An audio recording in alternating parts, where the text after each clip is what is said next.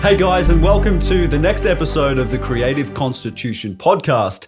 My name is 𝐊𝐔𝐘𝐒 and I have Nacho with me today. We're going to be delving into a few creative topics, but focusing on, I think, the importance of your passion and community and how that factors into the success of your creative endeavors. So that's what I'd like to get into with you today, mate. And I really would like to start with acting. But I know you're a man of many talents. You've got your own community there on YouTube. You do a few other things. But I want to start with the acting world because you've been acting now for quite a while, right? Yes. Yeah. Yes, I've been acting since I got to Australia, so it would have been around 5 years now. And within those 5 years, like say the first year you started trying to break in, trying to maybe find an agent, how did you cope with that, sort of getting into that compared to where you're at now? Well, when I first started, it was a bit of a mission because I was like in brand new territory. I did modeling back in Argentina, but I never really even considered going into acting because in Argentina, everyone looks like me. Everyone's like, what? All the it's what? Very dark hair colors, Damn, brown everyone's eyes. super handsome. I got to book a flight, man. Yeah. Yeah. But when I got here to Australia and I started talking to people, it's like, oh, you should consider acting because everyone here is blonde, blue eyes. They don't have many brunettes. It's like, oh, yeah, okay. And I went through a couple of agencies that were like, oh, yeah, it's like, you got to book your headshots. It was like, well, but just getting started. I got nothing. And then I landed with this group of ladies that were super nice, and they were like, yeah, no, we'll get you started, we'll get you sorted, and we'll just build it up as we go. And that was my first year. My first year was very quiet because I was still like studying, I was doing other stuff. And it wasn't until I think 2 years in, or like 2.5 years into just doing extra work, that I was like I want to kick it up a notch. I don't want to be the background. I want to be front man. I want to be speaking roles. I want to be like more close to like the action, because I wouldn't say it gets boring. I love being on set. It's one thing that I've noticed. I had a really long week working as an extra. That was probably like 70 hours in 6 days. Oh wow, man! And that's wild. Which film was this on? Can you say? Or yeah, I think so. NDA is not. NDA hasn't been signed. Okay. So I was working as an extra on Mortal Kombat. Nice. And I was there like 10 hours a day for like 6 days straight. And I would get home and they'd just be like, cool, watch a movie, like chill, then go to bed, wake up, do the same. Now, I wasn't feeling fatigued. Like I wasn't tired. Like every time I wake up, sure, I had to wake up at 5 a.m. in the morning, which was kind of like hard. Yeah. But I would go like, it's like, oh yeah, it's like another day on set. Like I would go there, made a couple of friends there. So sit down, like do the routine of checking in with the extra casting, do the wardrobe, do makeup, sit down, usually have a book, or like have a chat with people, have a coffee, and be there for 10 hours.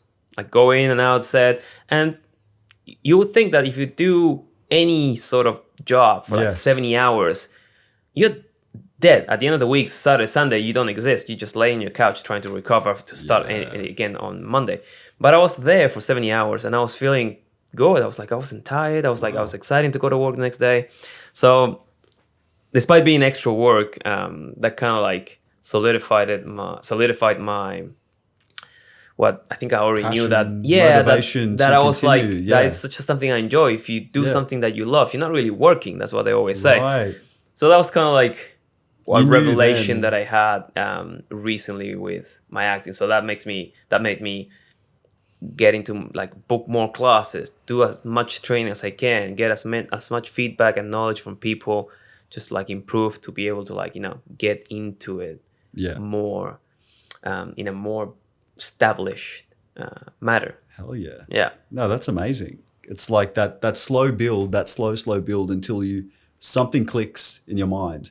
You're like, damn, this is my passion. I love this. I want to actually do this more and take it to that next level like you have now. And how have the auditions been going? I hear someone told me that you've had a few auditions lately that have been interesting.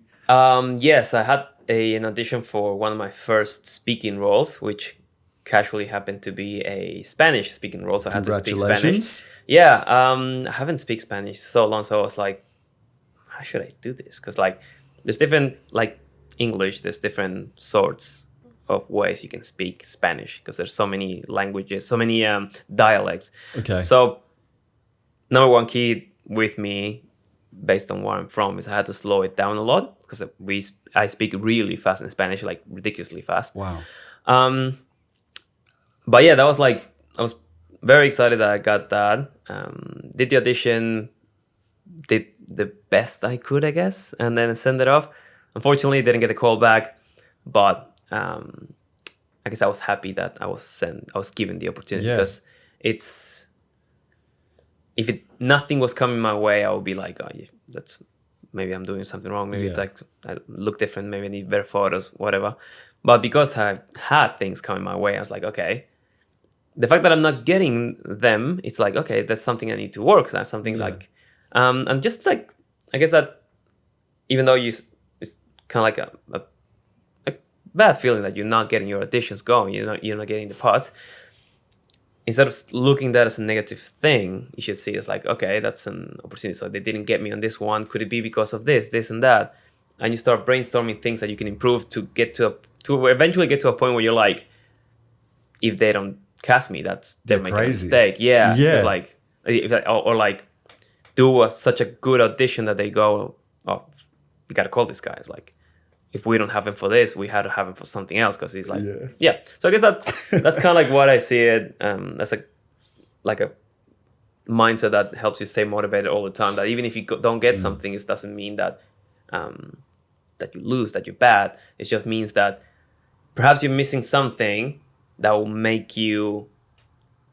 That will get you to a level of being. It could just be one tiny small thing. Yeah. And you could have no idea what it is. Yeah. But as long as you're putting your best foot forward, and even the fact that now you've reached that next echelon and you're taking it more seriously and you're getting these auditions for these speaking roles in big films, like legit films. Yeah. Just getting that audition means they've seen your profile, they've looked at your stuff, and they like you. Yeah. And they're considering you for serious business. And they might have had 3 or 4 auditions. They might have had 10 or 20. And there's just one thing that someone's gone, oh, that energy is what we need for that scene. Or, no, we want this look. This person's facial features stand out and look a bit stranger in this thing. We just need someone slightly taller. Yeah. It could be this one little thing and you don't have any control over it. So I think getting an audition in something like that is already a victory. That's not a loss. It's just a flat out win. Yeah. And then what happens after you've submitted that audition, that's just up to them and luck, and you can't affect that. Yeah, you can only work on things that are within your reach. Yeah. Everything else, you should be like not worry, but attentive or like concerned about, but not in a bad way. You should like keep it in mind, but not let it affect you. Because it's like, you got to go to work, but it's raining. You can't control the rain, but you can control the mood that you have when you go to work. So 100%. I guess that's one way of looking at it. With that hardening of a demeanor and that resilience, I guess you build from performing and auditioning and growing over time, and not necessarily landing these parts, but doing more and more and more. That resilience, what I wanted to touch on with you as well, man, was like your healthy, fit, active, just kick-ass lifestyle. Like you're a lifeguard. You're like the strongest normal human looking person I know. Like the numbers you do and the way you train is sort of like ridiculous. I haven't seen many people that can do that ain't on like all sorts of juice and gear. I'll send you some videos to do B-roll. Yeah. You guys do that. Yeah. Whenever I see your next thing, I'm like, oh my God, he's done this lift. So yeah, what I want to touch on now, Nacho, I guess, is the importance of that, man. Like health, fitness, mindset, motivation. And for you, where does that sit in the scheme of things, like being proactive and keeping at acting and keeping, pursuing your goals and building your YouTube? How important is that lifestyle to you? So I've been doing sports. I've been an athlete for basically all my life. It took me a lot to learn how to be a good athlete. Because I was very like impatient. I was very I wasn't very disciplined, which led me to have a lot of injuries early on. And yeah, each one of those injuries, it was like, oh, I don't want to. And it's a terrible feeling to be injured, and when you have so much energy, you want to do things. So that kind of led me on the path of like, okay, I have to be smart about things. I have to be more disciplined. I have to do this and that, and it just basically puts you in the path of like, this is what you need to do. It's like, so if I want to get to that, I have to have the energy. So I need to eat the right thing. So I can't be eating McDonald's 3 times a day or 3 times a week. I have to like have some lean meat, have my veggies, and you start studying all this, and you become kind of like a meathead. You start going into all the, why is the chicken and rice such a good thing? It's because it's basically protein and carbs. That's all you need before training. What should you eat at night? Veggies and more protein. And then you go into like, you need to start stretching, and if you look at it from the big picture, it's just certain things that you have to do in order to achieve a certain objective. You always have to have an objective, otherwise you're doing things randomly, and eventually you lose focus. Yeah. So my objective, for example, is at the moment, let's just say, on the gym, just getting a 200 kilo squat, single, no assistance. Which I'm close, 185. 100%.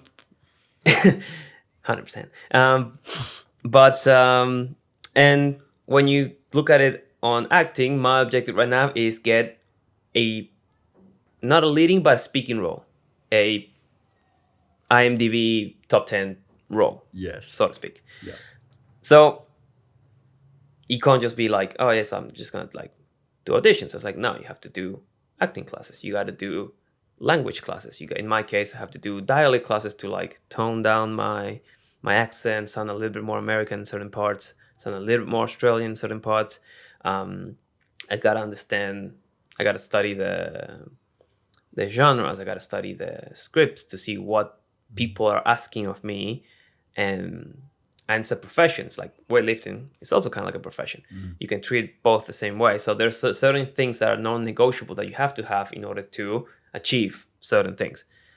If you look at the gym, and being an athlete is getting your rest, getting your proper nutrition, getting proper stretch, getting massages, or getting your recovery on check. When it comes to acting, is getting your classes, getting your studies going, getting your dialect in a proper way, look a certain way, get your photos if you look a different way, getting your agent on check. And when it comes to YouTube, same thing. You got to know what you want to talk about. In your case, you guys are doing the creative podcast with all different type of creators. Yeah. So you got your niche. You got to work on who's editing your videos. Where are you posting them? What are your thumbnails? What are your titles? Are they attractive? Are they interesting? So I guess it's all about knowing where you want to get to, and then just doing the non-negotiables that will help you get there. Yeah. But yeah, I guess that's kind of like, and to answer your question, is that everything, if you look at it if you take a step back and you look at the big picture, all of those things have shared things. There's certain things you have to do in order to achieve those things, and you can apply that to basically everything. I guess being an athlete, what allowed me or taught me is that you have to have a certain level. There's certain things that you can't skip in order, if you want to get stronger, get better at acting, get more roles. I guess I wouldn't be where I am if it wasn't for being fit and being strong, being a part of my life. What would you say? This is just like coming to me right now as an idea for someone that is trying to do sort of what you're doing at the moment. Someone in the creative sphere that is doing a bit of acting and is working on building a YouTube channel.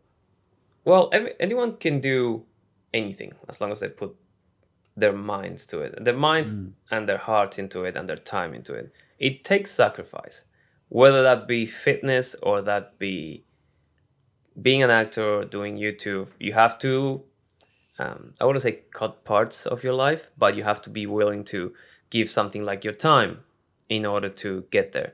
You have to you got to be open-minded to listen to people who have already gone through what you've done.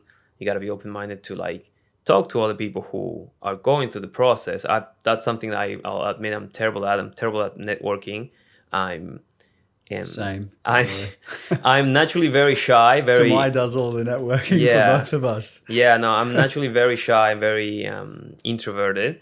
So it's really hard for me to like. It's like hey, it's like I just like last 3 days ago I sent one DM to one of the YouTubers that are on the same sphere as me.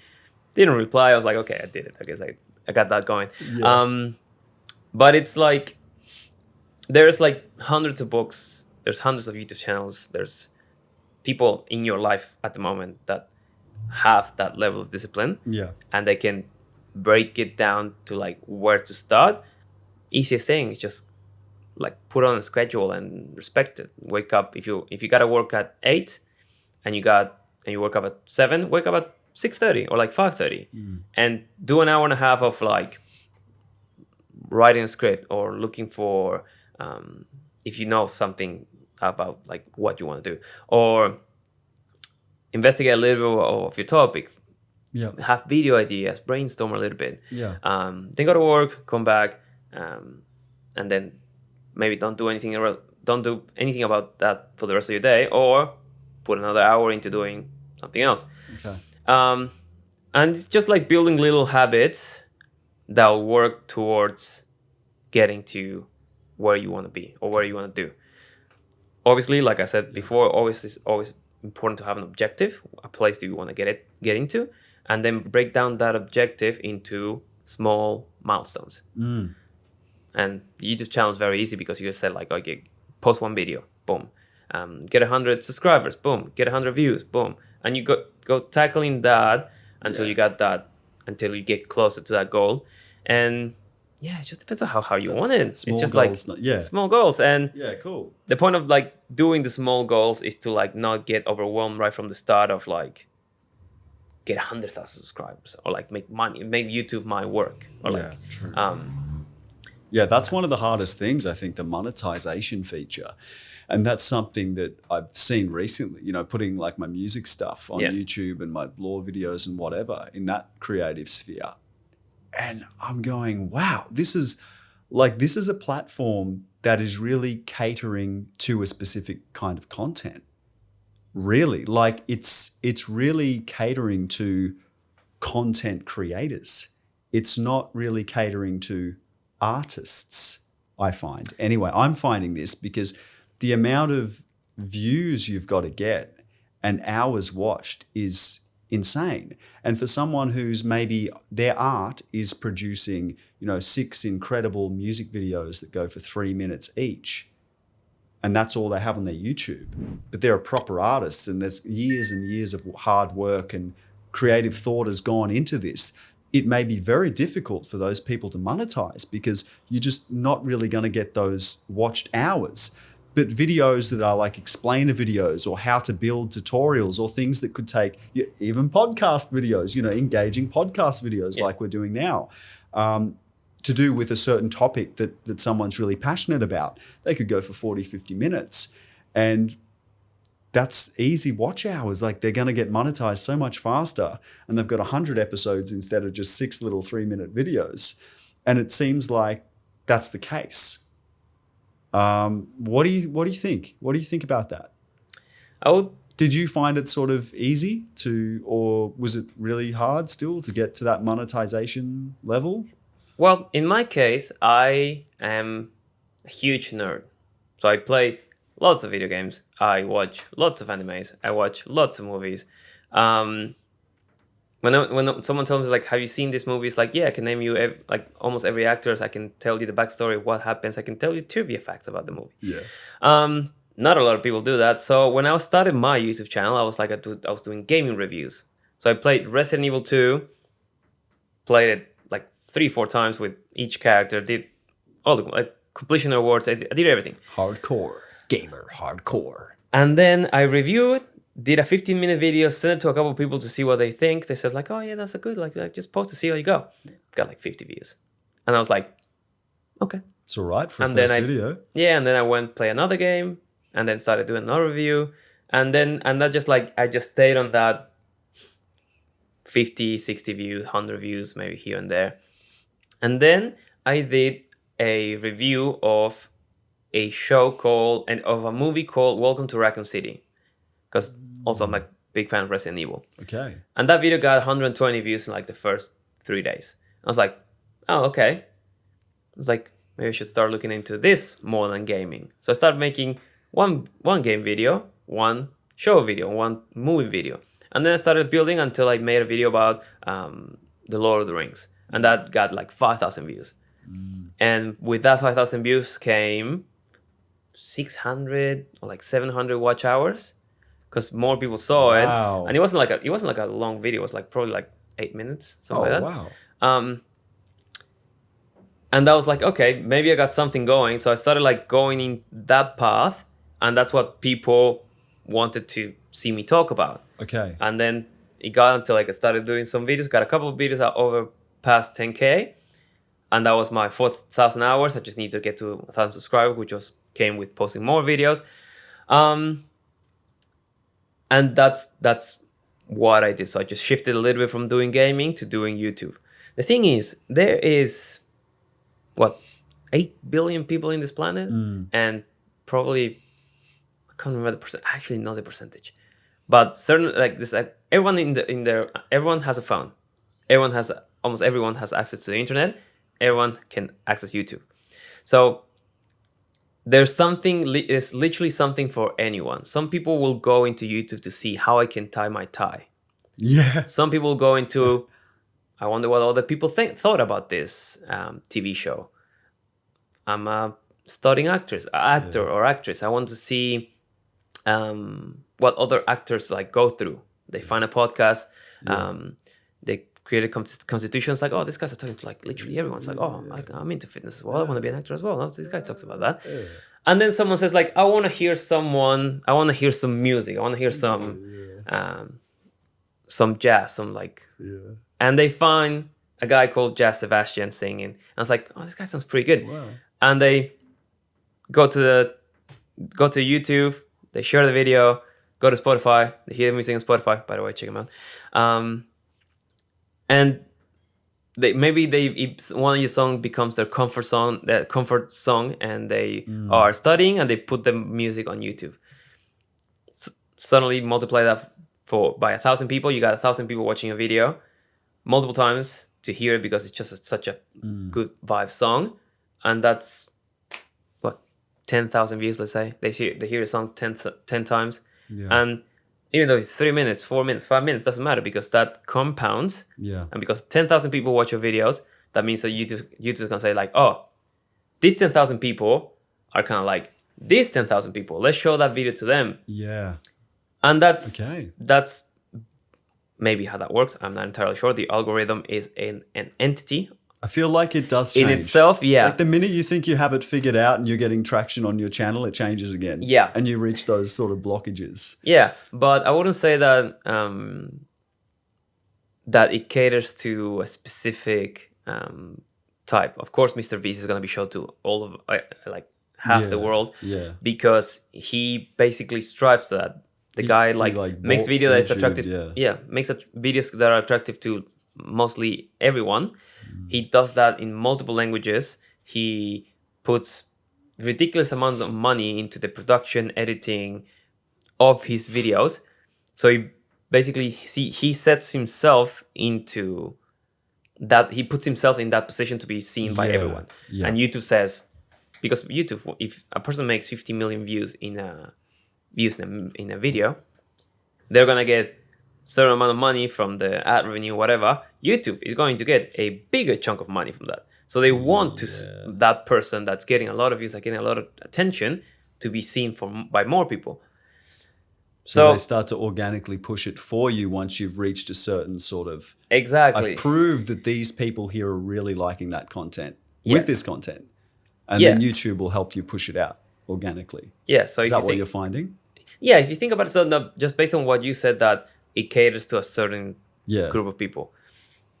A lot of feel people like are it gonna does, listen man. to music videos. Yeah. I go and watch the Linkin Park video, Numb, every once in a while. Yeah. And that video was posted like, what, 11 years ago? Maybe 12 years ago? 15 years ago? And has 115 million views. Some videos have billions of views. And it's music videos. Yeah. So it's like, you can't really like villainize the algorithm, so to speak, like speaking like it's someone. Because if you do, like, you're always thinking that Yeah, it's not. yeah, It's that's like, yeah. personally, like, I think it definitely has an agenda to push certain content, and like longer videos, longer form content, not necessarily short, mate. But that's just me. But then again, you got shorts. Yeah, Shorts. There's actually, like, I was watching the video about a girl that she claims that she's got a formula to make every short that she makes go viral. Like, get it 1 million plus views. Yeah. It's a 40-minute video. I watched half of it and I'm like, got frustrated, and I paused it. Gotta keep watching it. But it's like, it's short video content. yeah. It's like, okay. it goes against like what people say. It's like, oh, you gotta do Yeah, 10-minute but the videos. shorts, you can't monetize off the shorts. Yes, you can. But you'd have to get It's like a a trillion very- bajillion views. which Probably, would never yeah. happen. It's like 0.03 cents every 1,000 views, something like that. If someone's doing an hour video and they've got like 100 of those hour videos and it's in a niche that people are always going to watch through, I feel like that content is going to be able to monetize so much faster than someone who's only got 5 3-minute videos up all year. You know, but it takes them like all year to make those videos. That's what I'm saying. Yeah, and how much does it take the person that does 1-hour videos? Well, they could just be sitting in their room talking about their feelings, or like how to fix the best way to fix a car engine. And they're just in their garage for like an hour. And that's talking very about specific. It, so that means that person has enough knowledge to talk about how to fix a car for a full hour. Yeah. It's completely different things. Like like I said, like one person is gonna go on YouTube, says like, how can I fix the transmission of my 2006 Nissan? Yeah. And they're gonna find this guy talking about it for an hour. If someone wants to go, I want to hear some music. Yeah. There is a huge, like I said, if there's 8 billion people in the planet and half of them are watching YouTube, a quarter of them are making YouTube videos. So it's like, now, it seems that way now. It seems that way. And how, but it's cool though. What percentage of those are making music? Because everyone, gets to put their best thing forward. I guess. Exactly. And it's so easily accessible now. Yeah, if you do it with like, if you're passionate about it and you do it with consistently and you do always your best work, maybe like the reality could be different, but eventually someone's going to find you. A lot of people might find you and kill you. No, I'm joking. and they say it's like, oh, this guy's great. Like, I love this guy's music. I can't wait for the next song. And I guess that's what happened to me with my channel. Yeah. And that's what I want to touch on as well. Like with your channel, because you started with the games, you analyzed the market, you made adjustments. You said, this TV show, this review stuff for TV shows seems to be hitting harder and gaining more traction. And you adjusted, you improved, you added things to your channel to cater to more people. What is the importance, do you think, of being super passionate about that? Because I know you're passionate about games. And so say it wasn't something you were super passionate about, do you think you would have been able to have the same success? People can tell when you're faking something. People are not stupid. Like, if you're real about what you're passionate, you'll do it in a different way that someone. If I change my channel, like create a new channel talking about finances, no one's gonna listen to me. Like, who's this guy? Like, I don't like finances. Like, I know about it because everyone should know a little bit of, but I won't speak of it in a way that will be captivating. Okay. But because I love watching movies and I love watching TV shows, and I have a particular sense of humor that I like to transmit, because the niche of my channel is just entertaining people. I like making people have a good time. Yeah, and laugh a lot. And laugh. You're really funny and always on the money. Like, just a little plug, another mini plug there. So I tried to like take something that it was probably like a bad TV show or a good TV show, and there's something they did something or say something ridiculous, and just try to crack a joke of it. Yeah. And just that's my review. Some people do reviews a little bit more seriously. Some people analyze different things. I try to look at the things as like, this doesn't make sense, and then try to make it funny. Yeah. That's kind of like my niche, and I like that, and that keeps me entertained. I laugh at my own jokes sometimes. If you found there was a way to change your channel a little bit and you could get way more viewers and way more money coming in to make it less funny and more serious and commercial and professional, would you do it? Say if you could like 4 times your viewers and your money, but you had to change the way you did reviews, would you do it, or would you stay smaller scale and keep being wacky, funny, entertaining, and all the great things you are? What do you think? No, because eventually it would just bore me. It would just burn me out. It's like, I don't like it. I don't like it. It would be just boring. I would just do it to if I get 50,000 views in a video where I'm in a video that I just hate, like, I wouldn't like that. I wouldn't like tone down myself, because it's a form of expression. Like, I do YouTube because I can be me. Like, if people subscribe to me, it's because they like what I'm saying, what I'm doing, like what I'm making, and I do everything on my YouTube channel. I make the whole cake. If I get to a point where I have to have an editor, it would be like, okay, it has to be someone who's like kind of like me, who's has the same point of view, has the same humor, understands where the punchline goes. But I wouldn't change that. I wouldn't change who I am in order to get more views, more money, more subscribers, because that eventually that well will eventually run dry, because it would be me pushing something that I'm not, and people will start to notice that. It's like, oh, this guy's boring as shit, because I'm bored. Like, so I guess it's very important to be real. I think that's the biggest thing that people are drawn to. Like, just when someone is themselves, and sometimes they can see themselves in you, or they connect in your with the content. person. Exactly. And like, even if they don't watch every single video, you're there. Like, you get the like. I do that to some channels because, as a creator, I'm busy creating. Yeah. But there's still a bunch of people I support that make like 40, 50-minute videos. I don't watch the whole video because I don't have the time. But I go and like everything anyway because I like them. I'm investing in them as a person, their views, their branding, and seeing similarities like that. So I think that's so cool what you said, man, because I definitely know a lot of people that would say if they could 4 or 5 times their income on YouTube and subscribers, they would adapt and change the style of videos they make in a heartbeat. So there's compromises that you can make while still being yourself. Okay. That's like that. For example, like me changing, like doing gaming videos to making review videos, like that are funny. Yeah.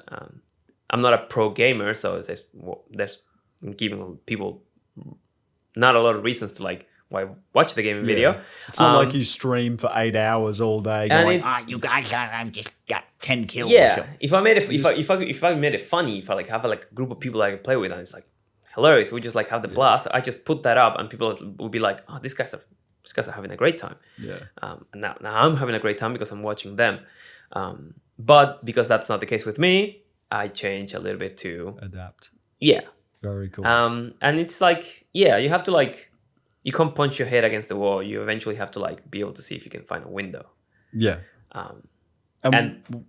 Sorry. And my window in that case, like, if I haven't gone fully across it, is just doing reviews. And from there, it's like, okay, is the title good? Is the thumbnail good? I design everything. It's like, is the editing good? Does it sound good? Does it look good? Am I getting the point across quickly enough so it doesn't become boring?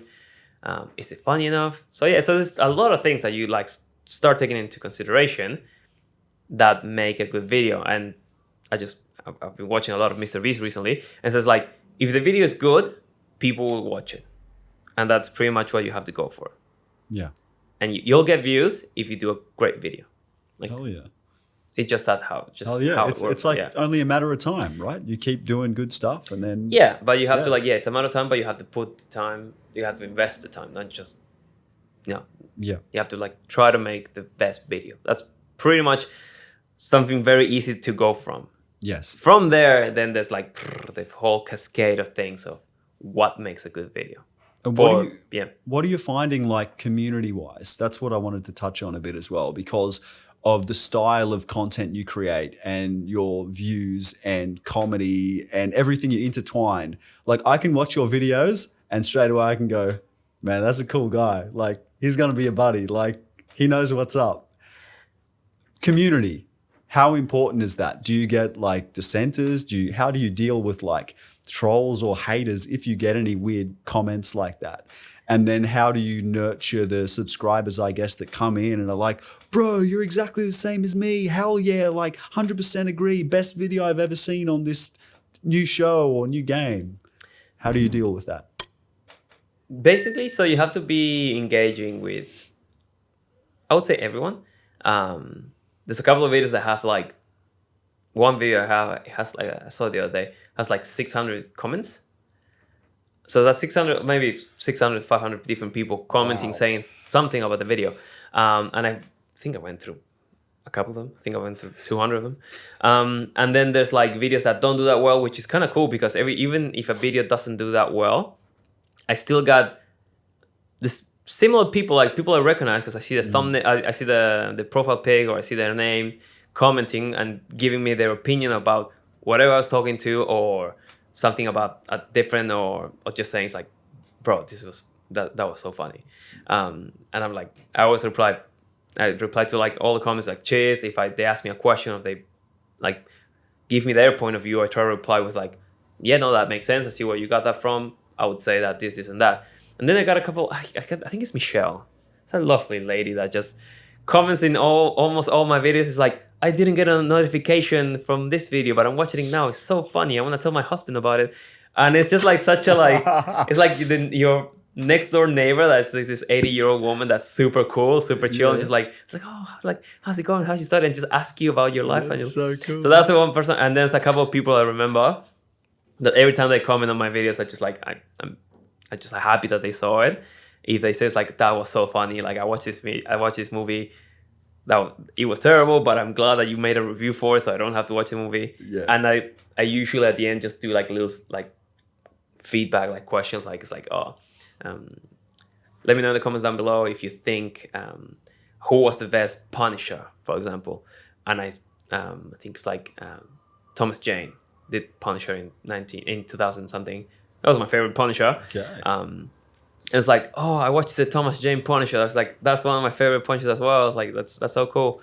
And that just engagement. Yes. Of course, I get trolls. I get people who like, they don't like my video. They just dislike it. They just like comment stuff. And it's like, okay, it's like cool. Or I just don't reply to them or ignore them. Yeah. And if they get too like dense, I just like I can block them off the channel. I said, don't comment, man. You don't like the video, just go away. Go watch someone else. It's just and it's just like getting feedback is always good. If you get a video and you post and you get 1,000 views and no comments, you're like, oh, it's like it feels weird. It's just like you're getting empty like empty views. But at the same time, I will say something to consider is YouTube accounts. You have to have a YouTube account to comment. Yeah. You have to be signed in. So the person can't just be watching on something somewhere. They've got to be at their home computer or signed into their Google account on their phone, hooked up. So that's something I consider as well. So I think it like as you get more of a hardcore following, that's apparent. But like at the start, I'd say don't be discouraged if you've got like thousands and thousands of views and 3 comments.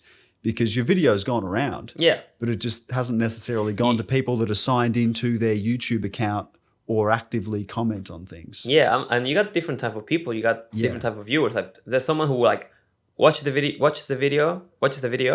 and it's a cool video. Yeah. Next one. Yeah. Or they watch it like 3 times. They watch it like 3 times. They don't want to comment. But they don't comment. Yeah. And they watch it like 5, they watch it once, they comment.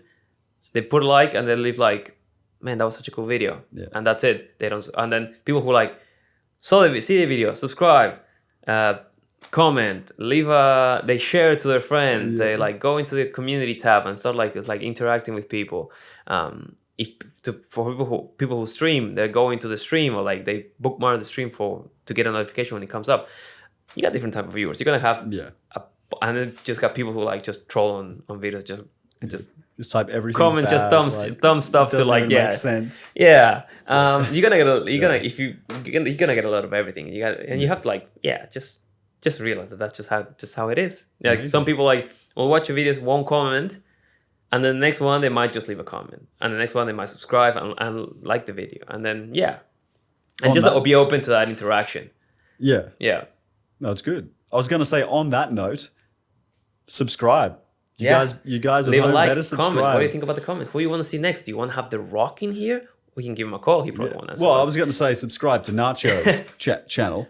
But yeah, if you're watching this, you're probably subscribe already to one of our few subscribers. Subscribe to 𝐵𝐷𝐶𝐻. Listen to his music. Subscribe, share it. But look, thanks so much for coming on, man. No, thanks for having me, man. This has been really, really cool. Yeah. And it's good to know a bit about you more as well and your journey and how that relates, I think, to so many other dudes out there that are really trying to push this creative stuff and overcome those barriers, overcome those hurdles. And yeah, I think everything you've said today is going to be pretty helpful and pretty bloody inspiring. I hope so, yeah. Thank you, brother. No worries, man. This has been Creative Constitution. We got Nacho over here. I've been 𝐵𝐷𝐶𝐻, and we'll see you in the next one. Bye.